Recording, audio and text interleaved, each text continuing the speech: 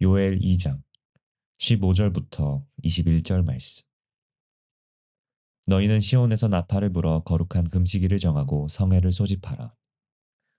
백성을 모아 그 모임을 거룩하게 하고 장로들을 모으며 어린이와 젖 먹는 자를 모으며 신랑을 그 방에서 나오게 하며 신부도 그 신방에서 나오게 하고 여호와를 섬기는 제사장들은 낭실과 제단 사이에서 울며 이르기를 여호와여 주의 백성을 불쌍히 여기소서. 주의 기업을 욕되게 하여 나라들로 그들을 관할하지 못하게 하옵소서. 어찌하여 이방인으로 그들의 하나님이 어디 있느냐 말하게 하겠나이까 할지어다. 그때에 여호와께서 자기의 땅을 극진히 사랑하시어 그의 백성을 불쌍히 여기실 것이라. 여호와께서 그들에게 응답하여 이르시기를 내가 너희에게 곡식과 새 포도주와 기름을 주리니 너희가 이로 말미암아 흡족하리라. 내가 다시는 너희가 나라들 가운데에서 욕을 당하지 않게 할 것이며 내가 북쪽 군대를 너희에게서 멀리 떠나게 하여 메마르고 적막한 땅으로 쫓아내리니 그 앞에 부대는 동해로 그 뒤에 부대는 서해로 들어갈 것이라. 상한 냄새가 일어나고 악취가 오르리니 이는 큰 일을 행하였음이니라 하시리라. 땅이여 두려워하지 말고 기뻐하며 즐거워할지어다. 여호와께서 큰 일을 행하셨음이로다. 자, 이제 욤 키푸르 세 번째 시간입니다. 여러분, 욤 키푸르 때 이 세상에서 일어날 일을 아십니까? 혹은 이스라엘 백성들과 열방 가운데 일어날 일을 아십니까? 한마디로 표현하면 욤 키푸르 때에는 분리와 하나님의 심판이 시작될 것입니다. 그래서 이 욤 키푸르를 심판과 분리의 날이라고 우리는 명할 수가 있습니다. 요엘서 2장 15절부터 21절까지 내용은 이스라엘 땅의 마지막에 이 욤 키푸르의 때에 일어날 일을 우리에게 들려주고 있습니다. 한번 읽어볼까요? 이건 종말의 때이고 바로 대속죄일 그날에 일어날 일을 들려주는 이야기입니다. 너희는 시온에서 나팔을 불어 거룩한 금식일을 정하고 성회를 선포하고, 욤 키푸르죠. 백성을 모아 그 회를 거룩하게 하고 장로를 모으며 소아와 젖 먹는 자를 모으며 신랑을 그 방에서 나오게 하며 신부도 그 골방에서 나오게 하며 여호와께 수종되는 제사장들은 낭실과 단사에서 울며 이르기를 여호와여 주의 백성을 긍휼히 여기소서. 주의 기업으로 욕되게 하며 열국들로 그들을 관할하지 못하게 하옵소서.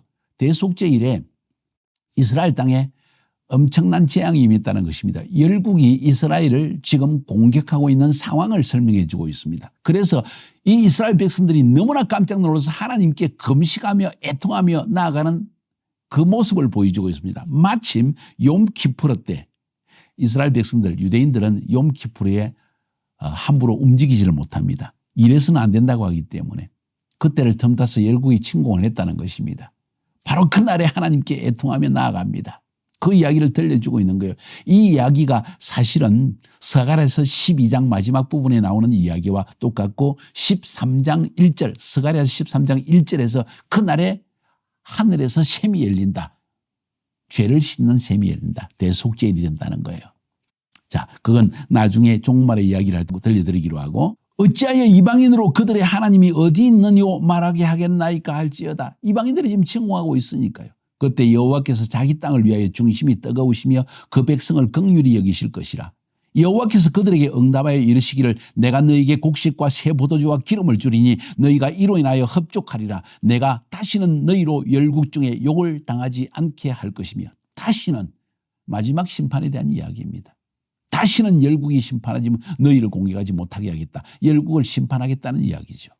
내가 북편 군대를 너희에게서 멀리 떠나게 하여 메마르고 적막한 땅으로 쫓아내리니 그 전군은 동해로 그 후군은 서해로 들어갈 것이라. 상한 냄새가 일어나고 악취가 오르니 이는 큰 일을 행하였음이니라 하시리라. 땅이여 두려워 말고 기뻐하며 즐거워할지어다. 여호와께서 큰 일을 행하셨음이로다. 뭔 이야기야? 북편 군대가 뭡니까?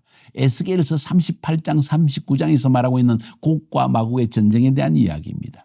이스라엘을 침공했습니다. 그런데 하나님께서 그들을 완전히 물리치셔서 전군은 동해로, 동해가 어디입니까?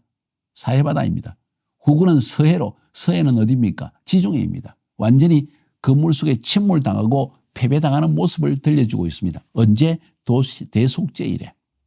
이것은 자기 백성을 심판하시려고 할 때 그들이 회개하여 하나님께 나아가자 그 심판을 이제 하나님의 백성을 공격하는 열국의 연합군에게 쏟아부어서 심판받게 하셨다는 이야기입니다.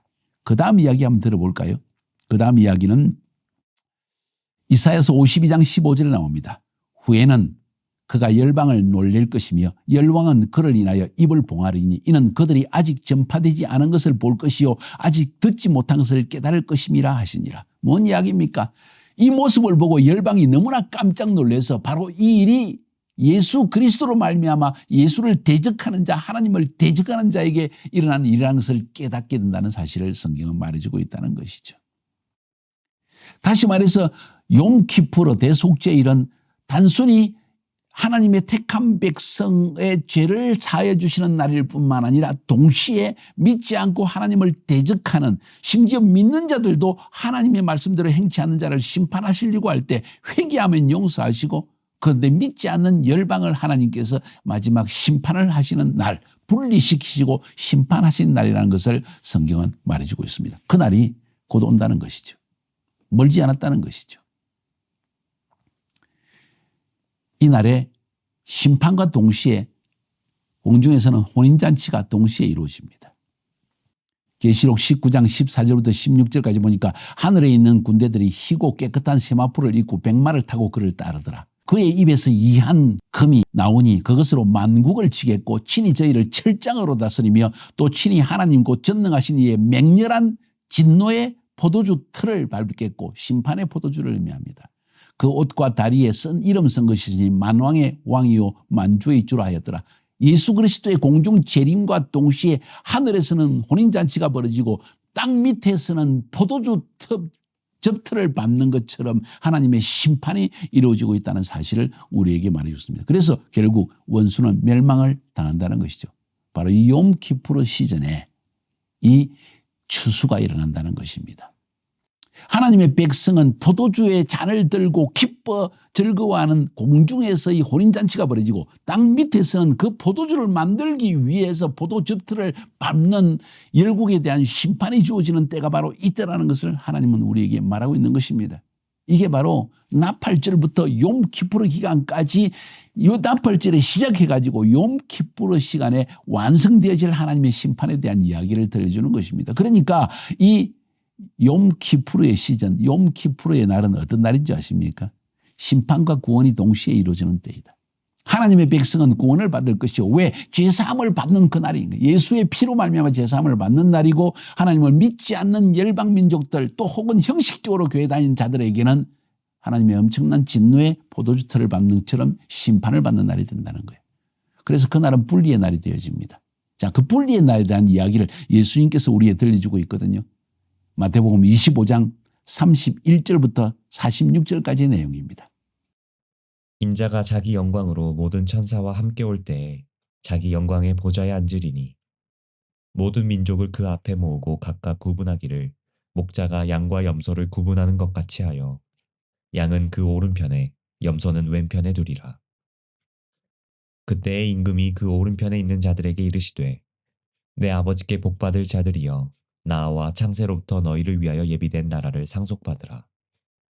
내가 줄일 때에 너희가 먹을 것을 주었고 목마를 때에 마시게 하였고 나그네 되었을 때에 영접하였고 헐벗었을 때에 옷을 입혔고 병들었을 때에 돌보았고 옥에 갇혔을 때에 와서 보았느니라.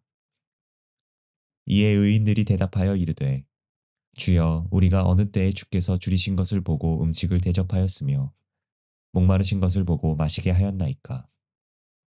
어느 때에 나그네 되신 것을 보고 영접하였으며 헐벗으신 것을 보고 옷 입혔나이까. 어느 때에 병드신 것이나 옥에 갇히신 것을 보고 가서 배웠나이까 하리니 임금이 대답하여 이르시되 내가 진실로 너희에게 이르노니 너희가 여기 내 형제 중에 지극히 작은 자 하나에게 한 것이 곧 내게 한 것이니라 하시고 또 왼편에 있는 자들에게 이르시되 저주를 받은 자들아 나를 떠나 마귀와 그 사자들을 위하여 예비된 영원한 불에 들어가라.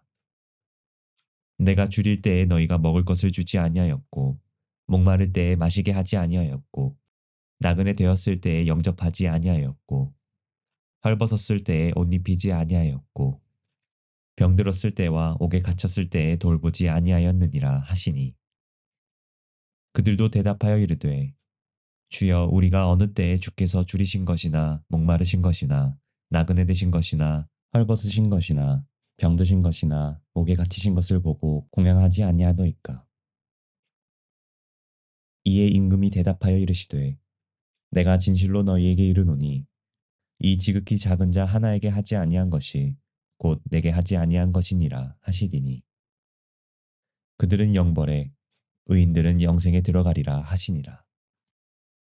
마지막 때 하나님께서 열국 민족들을 불러 모으신다고 했습니다. 그냥 사람들을 불러 모았다. 모든 사람을 불러 모았다 아니라 모든 민족을 불러 모아서 어느 민족은 양의 민족, 어느 민족은 염소의 민족으로 나누고 양의 민족, 여호와를 섬기고 하나님을 위해 섬겼고 예수 그리스도를 위해서 일하는 사역자들을 돌보고 그들을 돕는 이 민족, 어찌 보면 오늘날 전 세계에서 선교사를 가장 많이 파송한 미국이나 또 한국이나 뭐 이런 나라들 어쩌면 거기에 속할지도 모르겠습니다. 양의 민족과 염소의 민족이 있다는 거예요. 카자흐스탄, 러시아, 터키 어떤 민족이 될까 궁금하지 않습니까? 자, 아무튼 양의 민족과 염소의 민족을 하나님이 분리시키신다는 거예요. 오른손과 왼손으로 하나님은 구분시키신다. 성경에서 오른손과 왼손 하면 바로 분리를 의미하는 것입니다. 그 분리가 언제? 욤키푸르의 시즌이 일어난다는 것을 성경은 말해주고 있습니다. 그래서 욤키푸르의 절기는 모으시고 분리시키고 심판시키는 때다. 양과 염소의 민족을 구분하는 때이다. 또 성경에 보면요, 재미있는 사실이 예수님께서 알곡과 가라지의 비유를 우리에게 들려주지 않았습니까?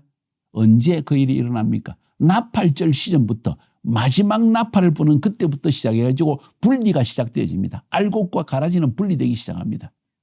그리고 가라지는 불살라서 영원한 불못에 던져지고 심판받고 알곡은 모아서 공중에서 혼인잔치에 들어가는 일들이 일어난다는 것을 성경은 말하고 있는 것입니다. 이때 바로 휴거도 일어나는 것입니다. 마태복음 13장 36절부터 40절에 보니까 이에 예수께서 무리를 떠나사 집에 들어가시니 제자들이 나와 가로되 밭의 가라지의 비유를 우리에게 설명해 주소서. 대답하여 가라사대 좋은 씨를 뿌리는 이는 인자요 밭은 세상이요 좋은 씨는 천국의 아들들이요 가라지는 악한 자의 아들들이요 가라지를 심은 원수는 마귀요 추수 때는 세상 끝이요 추수꾼은 천사들이니 그런즉 가라지를 거두어 불에 사르는 같이 세상 끝에도 그러할 것이다. 마지막 때 세상 끝 언제를 이야기합니까? 바로 욤키푸르 대속죄일을 의미하는 것입니다. 잘 기억하십시오. 대속죄일은 분리하여서 하나님을 믿고 예수 그리스도의 피로 구속함을 받는 속죄함을 받는 그 자들은 공중으로 들림을 받아서 혼인잔치에 참여하여서 기쁨의 포도주잔을 들게 되고 하나님을 믿지 않고 하나님을 대적하는 자들은 지상에 남아서 하나님의 맹렬한 진노의 포도주 틀에 밟혀서 심판을 받게 되어서 영원히 불사르게 되어진다는 것을 성경은 말하고 있다는 거예요. 해석하기도 알것과 가라지의 비유는 바로 이렇게 해석할 수 있는 것입니다. 언제요? 욤키푸르의 때에 일어난다는 것입니다. 그날이 머지않았다는 사실이 중요합니다. 그날이 가까웠다는 것을 인식하는 것이 중요합니다. 이래도 정신을 차릴 수 없다면 더 이상 어떤 메시지가 필요할까요? 여러분은 알곡입니까? 가라지입니까? 다시 한번 이 시즌에 정신을 차려서 주님께 돌아와 다시 오실 주님을 기쁨으로 부끄럽지 않게 맞이할 준비를 하는 우리가 되어야 되지 않을까요? 기름을 준비하는 다섯 처녀처럼 지혜로운 여러분과 제가 되기를 주님의 이름으로 축복하여 드립니다. 승리합시다.